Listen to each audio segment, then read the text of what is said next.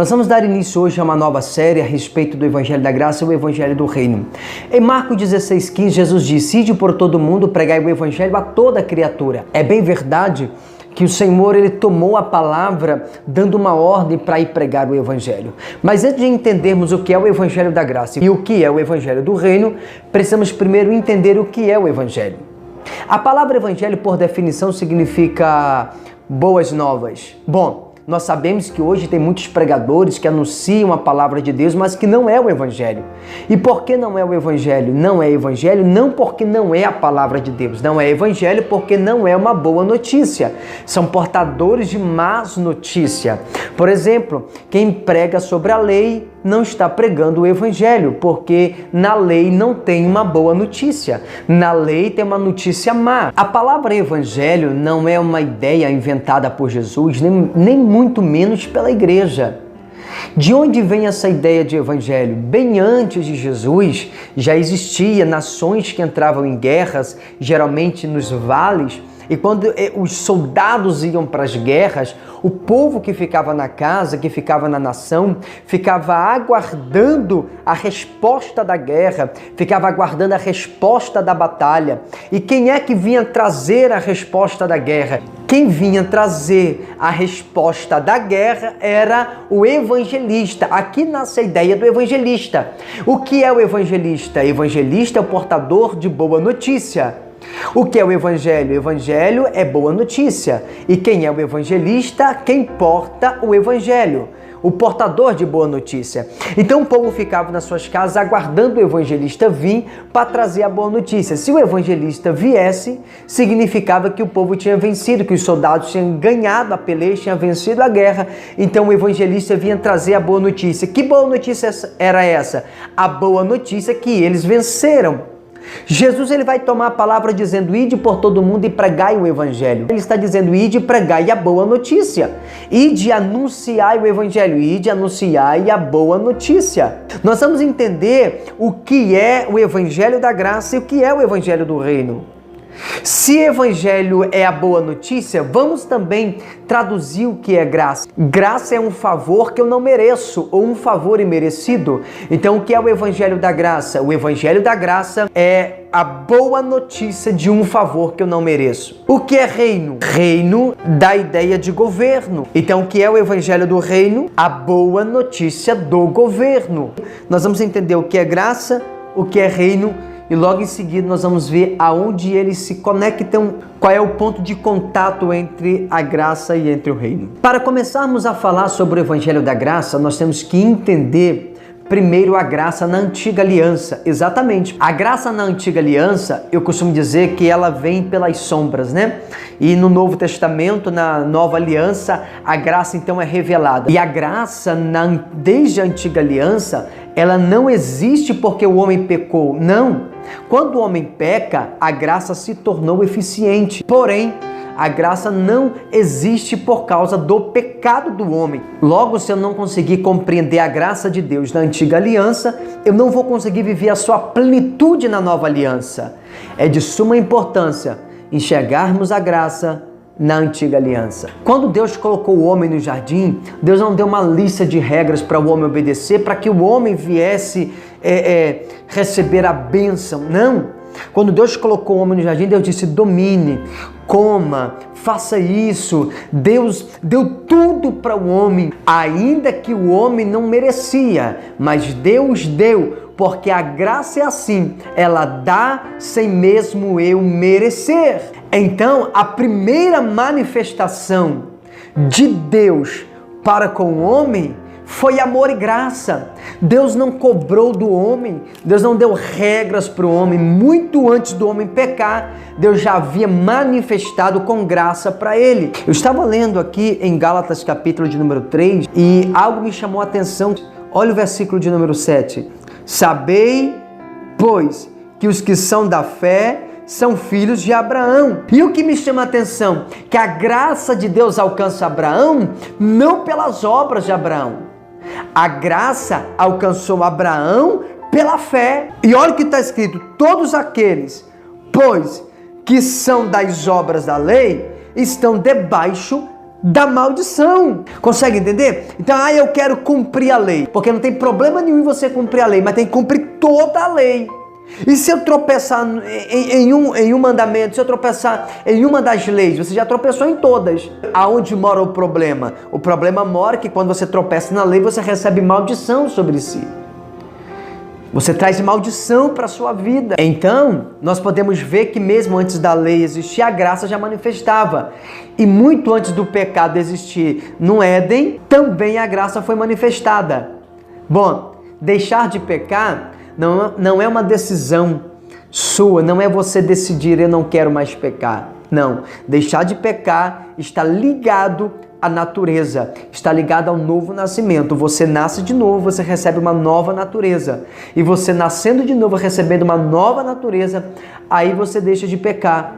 E por que nós temos esta necessidade e a importância de falar sobre a graça?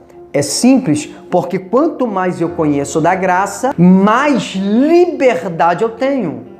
Quanto mais liberdade eu tenho, mais liberto eu fico. E quanto mais liberto eu fico, mais de Cristo é formado dentro de mim. Quanto mais Cristo é formado dentro de mim, mais eu consigo enxergar a Cristo. Nós precisamos conhecer a graça. Aqui em João 1,17 está um dos versículos mais poderosos para a nossa compreensão. Porque a lei foi dada por Moisés, a graça e a verdade vieram por Cristo. Observa que a lei foi dada por Moisés, a graça e a verdade vieram por Cristo. Eu não posso separar a graça da verdade. A graça e a verdade é uma pessoa. Eu vou repetir. Não separa-se a graça da verdade. Tanto a graça quanto a verdade é uma pessoa. Olha o que está escrito. E conhecereis a verdade, e a verdade vos libertará. A verdade não é uma coisa que você aprende. A verdade é uma pessoa que você conhece. Conhece a verdade e ela te liberta. A graça sempre anda com a verdade. A lei foi dada. A graça e a verdade veio. Olha o que está escrito.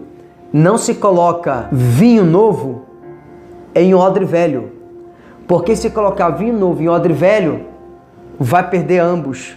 Ou seja, não se coloca a graça junto com a lei. Não dá para misturar graça e lei. Olha como está escrito na lei. Que o Senhor, Ele não esquece das nossas transgressões. A saber, que Ele visitaria até a 3ª e 4ª geração. Mas na graça, os nossos pecados, o Senhor não lembra mais. O que eu quero dizer para você é que a bênção, ela não vem pela obediência da lei. Até porque ninguém consegue cumprir a lei. Por isso Cristo disse, eu não vim abolir a lei, eu vim cumpri-la. Como o Senhor viu que eu e você não éramos capazes de cumprir a lei, Ele disse, eu vou lá e vou cumprir. Então entenda, a bênção não vem pela minha obediência à lei. A bênção vem por um favor que eu não mereço. Vamos ver o que está escrito em Romanos 6,14? Porque o pecado não terá domínio sobre vós, pois não estáis debaixo da lei, mas debaixo da graça. Sabe como que o diabo está tentando enganar o povo de Deus e enganar a igreja do Senhor? Dizendo que se a gente viver na graça, vamos viver pecando. Mas é o oposto, é o contrário.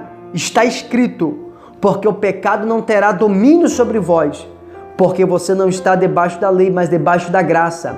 Quando é que eu vivo pecando? Quando estou debaixo da lei. Se eu entender a graça, se eu conhecer a graça, e se eu viver pela graça, se eu viver na graça, eu deixo de pecar. Porque o pecado não tem domínio sobre mim, porque eu não estou debaixo de lei. O diabo diz, viva na lei, porque ele quer ver você pecando. Mas a Bíblia diz, você não está debaixo da lei, você está debaixo da graça. Por isso o pecado não pode dominar você. Então você só peca, você só vive pecando, porque você está tentando viver a sua própria justiça. Porque você está tentando viver debaixo de lei. E quem vive debaixo de lei, vive pecando, vive em pecado. Mas quem entende a graça, conhece a graça, vive a graça, não vive debaixo de pecado. O que eu estou querendo dizer para você é que você não pode estar sob a água e não molhar. Da mesma forma, você não pode estar sob a graça e não ser santo. Todo aquele que está sob a graça é santo. Alguém fica dizendo para nós, você precisa pregar mais arrependimento, pregue mais arrependimento, pregue mais... Irmão, você tem que entender o seguinte. Entenda o seguinte, sob a lei, nós temos que nos arrepender para a bênção de Deus ser manifestada na nossa vida. Sob a graça, nós recebemos a bênção e a bondade de Deus nos leva ao arrependimento. Quando as pessoas conhecerem a graça e receberem a bondade de Deus, elas se arrependerão sem você precisar mandar. Murmurar e reclamar é um pecado, você sabia disso? Murmurar e reclamar é pecado. A jornada do povo do Egito até o Monte Sinai, eles passaram por um processo de reclamação e murmuração. Mas se você ler a Bíblia, você vai ver que ninguém morreu, ainda que reclamaram e ainda que murmuraram. Deus não matou nenhum deles. E por que Deus não matou ninguém do Egito até o Sinai? Porque a graça e a bondade de Deus estavam com o povo. Deus manifestou com a sua bondade e com a sua graça. Mas leia, Êxodo 19, o orgulho do povo, levam eles a desafiar a Deus, dizendo, pode nos dar a lei, manda, o que o Senhor mandar nós vamos cumprir, o que o Senhor falar nós vamos fazer, nos dê a lei que nós vamos cumprir. Na verdade, o que o povo estava dizendo em Êxodo 19 é, Senhor, não nos trate segundo a sua bondade, nos trate segundo a nossa obediência. Bom, Deus, Ele não rejeita desafios. O povo desafiou o Senhor, parar de alcançá-los com a bondade dEle e começar a abençoá-los mediante a obediência do povo. Vamos ver o que o orgulho deles levaram eles a fazer. Observa. O povo disse, nos trate segundo a nossa obediência. Então, quando o povo se firmou na sua própria força, imediatamente Deus se distanciou do povo e disse, Moisés, diga para o povo, não se chegue para cá, porque o monte é santo. Observa. Deus estava caminhando com o povo, com uma nuvem durante o dia, com uma coluna de fogo durante a noite, perto do povo, próximo do povo, e não os matava. Porém, agora que o povo está firmando na sua própria justiça, na sua própria força, Deus está dizendo, Moisés, diga para o povo, se aproximar da montanha vai morrer. É santo. Nem animal pode se aproximar do monte. Se vocês querem viver baseados na sua obediência, então este é o jeito de Deus tratar vocês. Você observa que Deus nunca tinha tratado o povo desse jeito, é só você ler. Da saída do Egito até o Sinai, Deus nunca tratou o povo desse jeito. Mas quando eles se embasaram na sua própria força, na sua própria obediência, Deus mudou o jeito de tratar o povo. Isso em Êxodo 19. Em Êxodo capítulo 20, Deus dá a lei e diz, Moisés, diga para o povo, se eles tropeçarem em qualquer um desses mandamentos, serão culpados de todos. Agora observa, depois que eles passaram o Sinai, depois que receberam a lei, eles cometeram o mesmo pecado que eles cometiam antes do Sinai. Qual o pecado? O pecado da murmuração e da reclamação. Só que antes do Sinai, o povo reclamava, mas só que a bondade e a graça de Deus estava com o povo. Deus andava com o povo, Deus caminhava com o povo e a graça e a bondade os alcançava. Deus não os matava. Agora, após o Sinai, após a lei, após eles quererem viver a sua própria justiça, após eles quererem viver embasado na sua própria obediência, quando eles murmuravam após o Sinai, morria. Murmurou, morria. Reclamou, morria. Murmurou, morria. Deus mudou radicalmente a forma de tratar o povo. Deixa eu dizer uma coisa, o povo nunca deveriam ter trocado de aliança, deveriam ter permanecido na graça, mas foram migrar da graça para a lei, e agora por 1500 anos o povo vai padecer, vão enfrentar dificuldades para ser alcançado pela bondade, misericórdia e principalmente pela graça do Senhor. E durante esses 1500 anos, Deus os deixou debaixo de lei. E até os melhores deles fracassaram, porque eles não eram capazes de cumprir a lei. Você precisa entender que a lei, ela condena até os melhores de nós, mas a graça do Senhor, ela salva até os piores de nós. Em 2 Coríntios 3,7, a Bíblia revela que a lei é o ministério da morte. Como eu vou entender isso? Olhando para a própria Escritura, nós percebemos que no primeiro Pentecoste, ou seja, 50 dias depois da Páscoa, quando o povo passou o sangue do Cordeiro nos umbrais da porta, o povo estava exatamente no Sinai. E lá, Deus deu a lei. No dia que o Senhor deu a lei, 3.000 pessoas morreram. Exatamente, 3.000 pessoas morreram. Bom, em 2 Coríntios 3,6, a Bíblia diz que a letra mata, mas o Espírito, ele vivifica. No Novo Testamento, quando se cumpriu o dia de Pentecoste, um cenário semelhante a este também vai acontecer. Deus deu o Espírito Santo, não no Sinai, mas em Sião, e 3.000 pessoas foram salvas. Deixa eu declarar algo para você. Está na hora de mudarmos os nossos púlpitos de monte, tirarmos ele do Monte Sinai e migrar para o Monte Sião. Deus já mudou de monte faz muito tempo. Sabe por que muitos de nós estão abalados, muitas igrejas estão abaladas? Porque nós estamos no monte errado. Deus saiu do Monte Sinai e agora se encontra no Monte Sião. O Sinai é o lugar da lei, o Sião é o lugar da graça.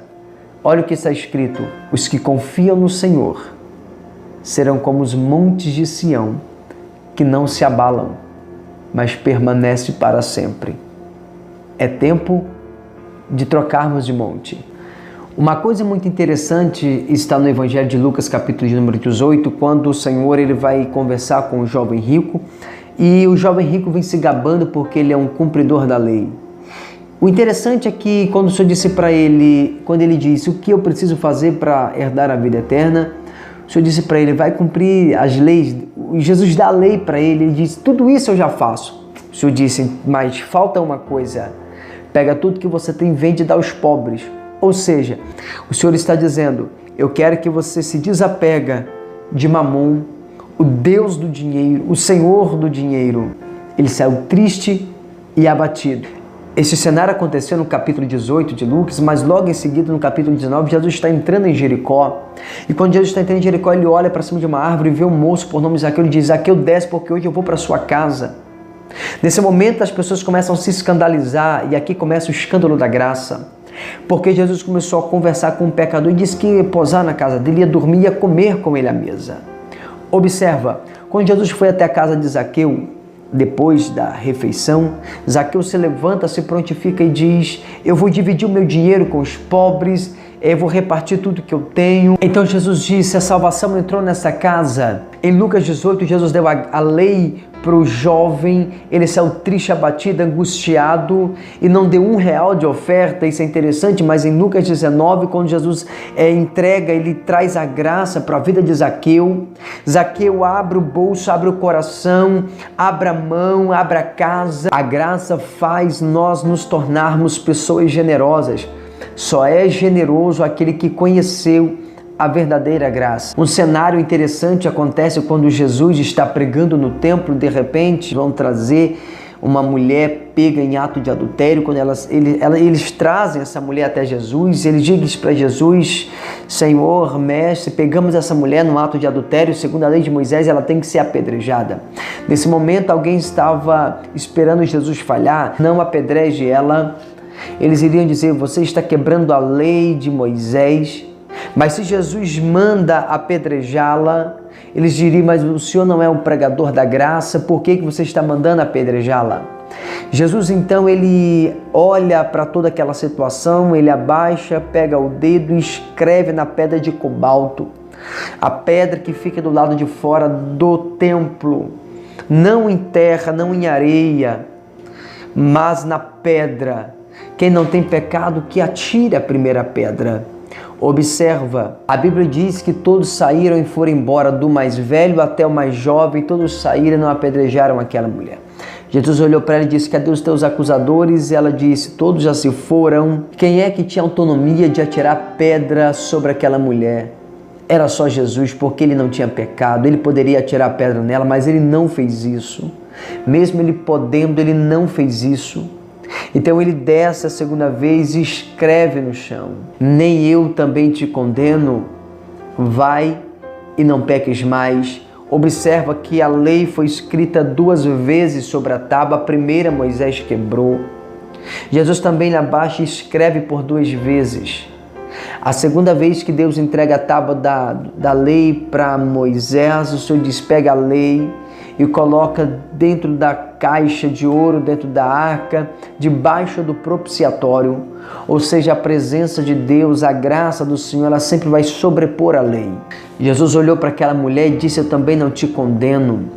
Romanos 8:1, a palavra do Senhor revela: agora, pois, nenhuma condenação há para aqueles que estão em Cristo Jesus, que não andam segundo a carne, mas segundo o Espírito. A razão porque agora não existe condenação para nós, mesmo quando pecamos, não é porque Deus se tornou um pouco mais suave, não é isso, mas é porque a santidade de Deus não pode punir o mesmo pecado 2 vezes. O que está faltando na nossa geração é, quando pecar, olhar para a cruz e dizer: Senhor, obrigado, porque foi pago, o preço já foi pago.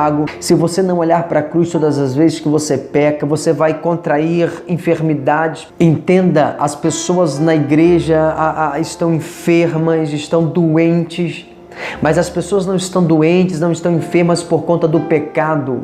Elas estão enfermas por conta da condenação, porque assim como Jesus olhou para aquela mulher e disse: eu também não te condeno, a igreja na maioria das vezes faz diferente. A igreja diz: vai, não peques mais. Se você não pecar, a gente também não te condena. Não condena ela, deixa ela livre, porque aí ela recebe força para não pecar mais. A graça tem esse poder de nos tornar livres para não pecarmos mais. O problema do pecado já foi tratado, mas a condenação mata. Ela cria feridas, ela cria enfermidades, ela mata pessoas. Em 2 Coríntios 3:7 está escrito que a lei é o ministério da morte. Os 10 mandamentos matam as pessoas aos poucos. Toda vez que você aplica a lei sobre uma pessoa, você vai matar esta pessoa aos poucos. O que nós não conseguimos entender é exatamente isso. Então, o que é o Evangelho da Graça? É uma boa notícia de um favor imerecido, é a boa notícia de um favor que eu não mereço. E o que tem acontecido, as pessoas estão trazendo uma notícia má. A religião tem colocado um jugo sobre as pessoas que estão as matando aos poucos. Pessoas não estão conseguindo vir para a presença de Deus, elas têm medo do Senhor. Olha o que está escrito em Efésios 2:8. Porque pela graça sois salvos por meio da fé, e isso não vem de vós, é dom de Deus, ou pelo favor que você não merece, você é salvo. Por meio da fé, e isso não vem de vós, é um presente de Deus. A salvação é um presente do Senhor. Vamos ver o que está escrito em Romanos 8:32. Aquele que nem mesmo seu próprio Filho poupou, antes o entregou por todos nós, como nos não dará também com ele todas as coisas? Nesse texto nós observamos que a salvação não é um acidente de percursos, a salvação foi planejada pelo Senhor. Recebe esta palavra: você não foi salvo por acidente, você foi salvo por planejamento de Deus. Vamos ver o que diz Romanos 10:9. Visto que com o coração se crê para a justiça e com a boca se faz confissão para a salvação. O Evangelho da Graça me dá salvação e todas as coisas que eu preciso receber da parte de Deus. O Evangelho da Graça é a boa notícia do favor que eu não mereço. Deus te abençoe. Até nossa próxima aula.